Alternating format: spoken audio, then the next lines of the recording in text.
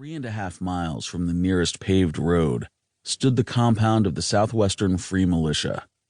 One large wooden building and several ramshackle structures thrown together with canvas and odd lumber. The SFM's headquarters wasn't much to look at, that was certain. But fanaticism was dangerous, and the SFM specialized in domestic terrorism. Bombs, assassinations, kidnappings. There was a kill order on this mission, which didn't mean he had to kill, but he was free to do whatever was necessary to bring the militia down. That could have been accomplished with an airstrike, though, and would have been if it were his primary goal. But after the fall of communism, post-Soviet Russia was having a fire sale on technology and weaponry. The SFM had come into possession of a very dangerous biochemical weapon, coded S-111. The bosses didn't want the germ destroyed. They simply wanted it, which was where Sabretooth came in. Barbed wire was strung from post to post in a pitiful attempt at security. Sabretooth quietly sneered as his claws sliced roughly through the wire. It sprang back and away, and he was in. Despite their distance from the rest of the world, the SFM apparently maintained a high level of paranoia. The two armed men strolling the compound bore automatic rifles and alert, darting eyes. Creed almost laughed out loud at the comically surprised expression on the face of the first guard as he snapped the man's neck. But he controlled himself. It was wise to maintain stealth as long as possible. Once he'd been discovered, it would be a massacre. Sabretooth loved a massacre. The salty spray of arterial blood, the fear in the eyes of the prey. But the mission came first. For now. The second guard hadn't even noticed that anything was amiss.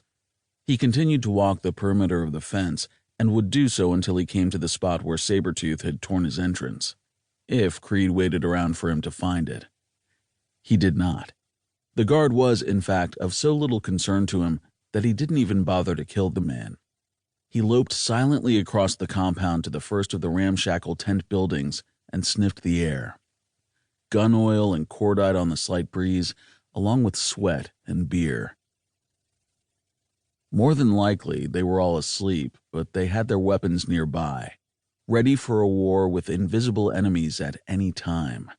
A wry grin, malevolently punctuated by fangs, stretched across Creed's features. Their paranoia had finally borne fruit. The invisible enemy had arrived. Sabretooth continued past the flimsy structures toward the main building. Even that, despite its wooden frame, was shabby at best. "I'll huff, and I'll puff, and I'll blow your house in," he thought. Victor Creed had always rooted for the wolf, even as a child. The wind shifted and he caught a scent behind him. He heard a cough and the sound of a zipper sliding down. One of the terrorists emerged from the tent to relieve himself. Creed spun and spotted the man, just behind him. All the militiaman had to do was look up and the alarm would be sounded. Sabretooth sprinted at him, his speed extraordinary. Too soon the man glanced idly up and his eyes widened in terror. Creed swung a hand, claws extended, to tear out the man's throat, but he was too late to stop the scream. Even as the terrorist's corpse hit the ground, the cries of alarm rose up from within the tents.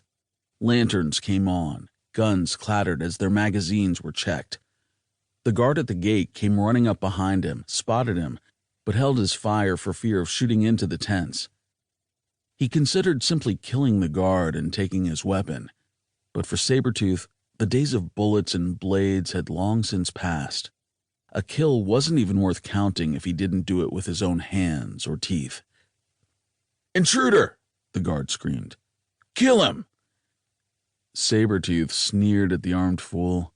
Obviously, Arizona was one place where his reputation did not precede him. The first of the terrorists his presence had awoken exited through the open canvas flap that served as a door for the flimsy structure, automatic rifle in hand. Creed had disarmed him and torn open his chest in a heartbeat. He spun the man around and ran him back into the shelter. Bullets punched into the injured man almost immediately, and his feet stopped propelling him along.